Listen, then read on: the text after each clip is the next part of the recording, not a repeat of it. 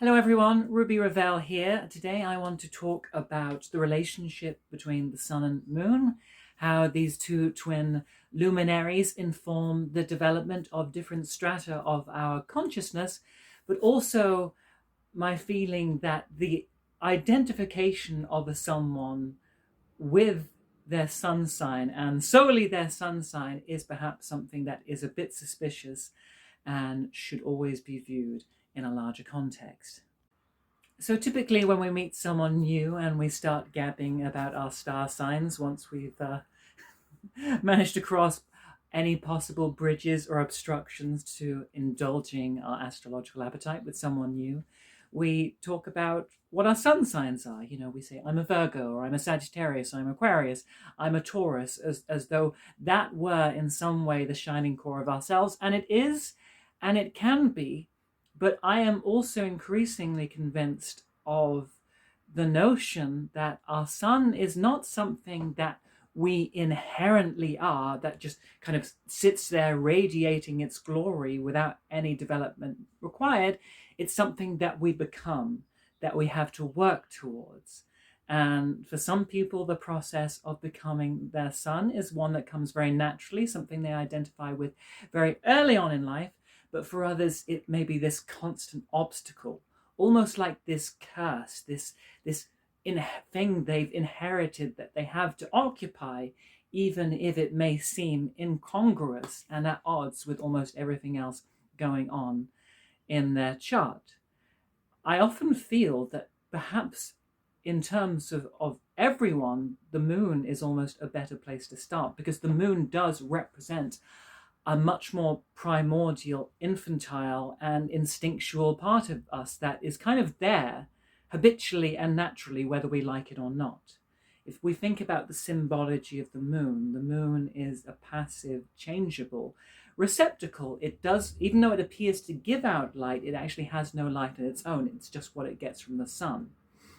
And likewise, when we are first born, as these pallid moon-like babies, we orbit our mother. We are entirely dependent on her and the energy and love and nurturance she gives in order for us to actually become fully flourishing, eventually independent human beings. But we don't get born with that solar independence. We don't get born with that great I am. We get born feeling as though we are an extension of our mother, because that's how we begin. We begin as this inextricable part of her body until at some point our cosmos is severed from hers via that umbilical strand and we are thrust out into the less comforting womb of life. So if our mother is the very first influence to which we are exposed, being an extension of her consciousness and her body, and to begin with, not actually seeing ourselves as being separate from her in any crucial way, it's natural that it's the inheritance of her emotions and her temperament and our experience of the way in which she gives or withholds love and nurturance that we should first find expressed in ourselves. And because it happens at such an early stage of consciousness, before we are even aware of being an I, of having a name, of being this separate thing, it's something that ends up being fully ingrained with us for the rest of our lives. Our moon is something that just comes out haphazardly, whether we like it or not. It's informs our needs and wants and the things that feel like home for us, that feel comfortable, that feel habitual, that take us back to that warm place of being loved and cared for in some way. For instance, in my own case, if you will permit me to be autobiographical for a moment, I have moon in Sagittarius in the 10th house, trining Venus in the 7th and trining Jupiter in the 6th. And for much of my upbringing, my mother worked abroad, Sagittarius representing foreign countries, the 10th representing someone being very career focused. And my mother was a very career driven woman. She worked in the furniture trade. She was always traveling back and forth internationally.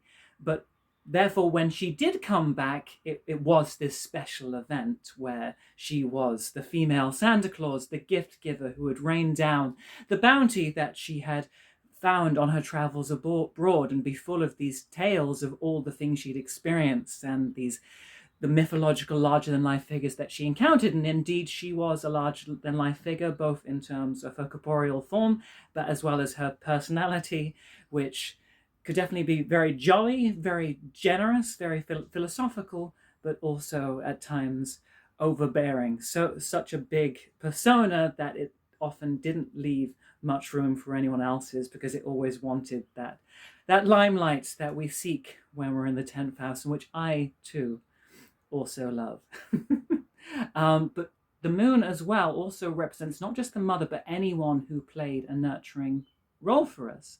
And as my mother was away so much, again titillating that Sagittarian moon, I was mostly raised by au pairs. So these women who would come from other countries to look after us, many of them often from Eastern Europe.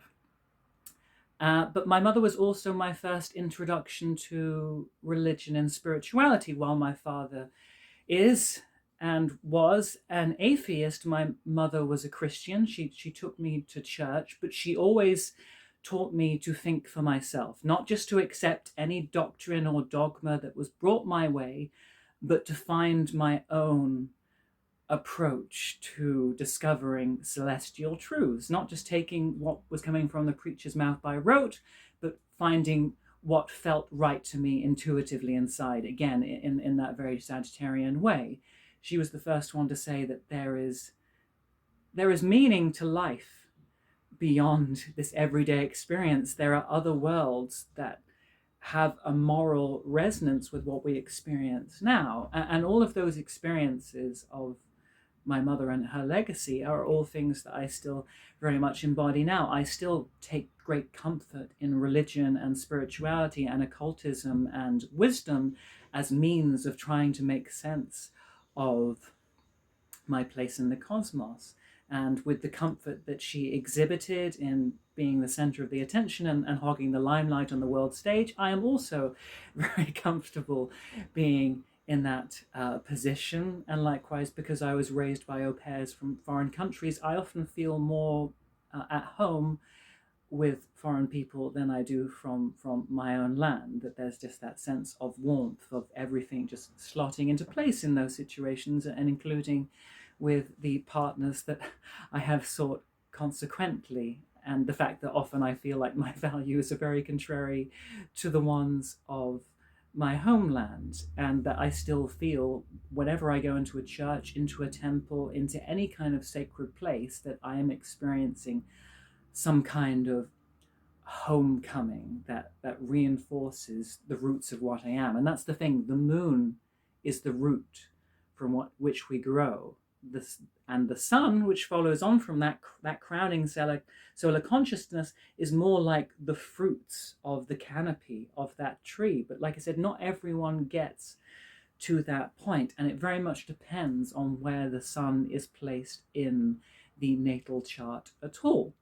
You know, if someone has the sun in Aries and it's very nicely supported by the other planets, then someone might feel like an Aries very early on in life. However, if someone has Aries conjunct Saturn, or in a difficult aspect of Pluto, or if it's in the 12th or 8th house, they might give off much more Scorpionic or Piscean vibes. The house placement of the sun can be so crucial in revealing where that part of us comes out, because not everyone wants to radiate their sun. Not everyone wants to radiate and give out that inner authentic core. Other people, they want to hide it away, particularly if someone has the sun in the 4th house. You know, they're going to be a much more domestic, introverted person who may only really give off their light to someone when they are in a confined and safe and secretive environment, where they feel they are nurtured and protective enough actually to give off that sacred core of themselves. So, you know, the sun doesn't just leap over the horizon and suddenly find its way at the noonday. It's something we have to come to terms with and be reconciled in some way. And for people who have difficult aspects between their sun and moon, perhaps an opposition or a square like myself, those will often represent times when our maternal and our paternal inheritances were pulling in very different ways, where we had influences from our mother and father or from our maternal/paternal caregivers that were not easy to reconcile with one another.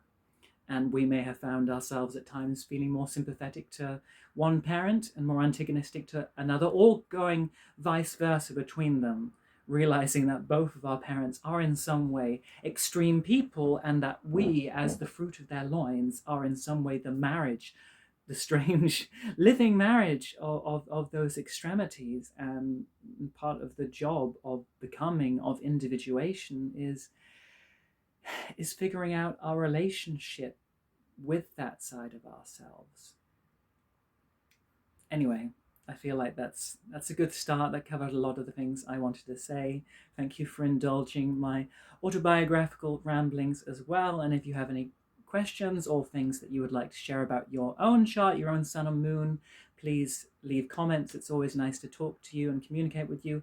Like, share, and subscribe, and you will be hearing from me later in the week when I discuss the Sun's square with Uranus.